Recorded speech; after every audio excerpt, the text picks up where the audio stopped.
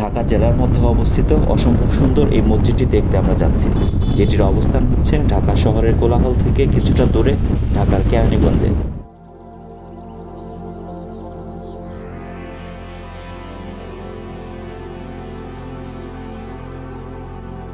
আমাদের সামনের এই নজরকাড়া স্থাপত্যশৈলী এবং বৈচিত্র্যময় মসজিদটির নাম হচ্ছে সাউথ টাউন জামে মসজিদ, যেটি রাজধানী ঢাকার কেরানীগঞ্জের সাউথ টাউন আবাসিক প্রকল্পের ভেতরে অবস্থিত।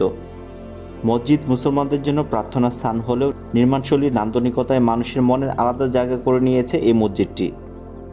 ফলে প্রতিদিন, বিশেষ করে ছুটির দিনগুলোতে অনেক দর্শনার্থী দূর দূরান্ত থেকে মসজিদটি দেখতে এবং নামাজ আদায় করতে এখানে চলে আসেন।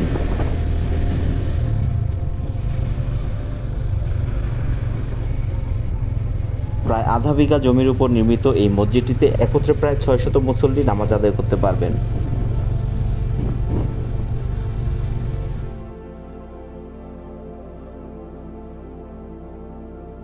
চারপাশে খোলামেলা জায়গার মধ্যে মসজিদটি তার সৌন্দর্য নিয়ে দাঁড়িয়ে আছে।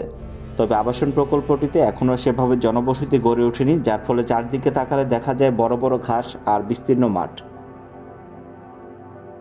বিশেষ করে যখন কাশফুল ফুটে তখন এখানকার আশেপাশের পরিবেশ আরও সুন্দর হয়ে ওঠে।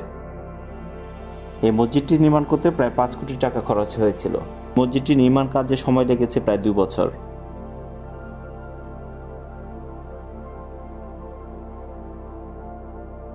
এতে প্রবেশের জন্য পূর্ব দিকে ৩টি ফটক আর দুই পাশে একটি করে মোট 5টি প্রবেশ পথ আছে।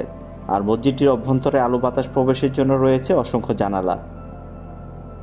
এখানে আসতে হলে সবচেয়ে সহজ উপায় হচ্ছে ঢাকার গুলিস্তান থেকে বাবুবাজার সেতু পার হয়ে ঢাকা মাওয়া মহাসড়কে উঠে আসতে হবে এবং নামতে হবে ঢাকা মাওয়া মহাসড়কে রাজেন্দ্রপুর এলাকায়। রাজেন্দ্রপুরের নতুন কারাগারের সামনে ডান দিকে এই সাউথ টাউন আবাসিক প্রকল্প।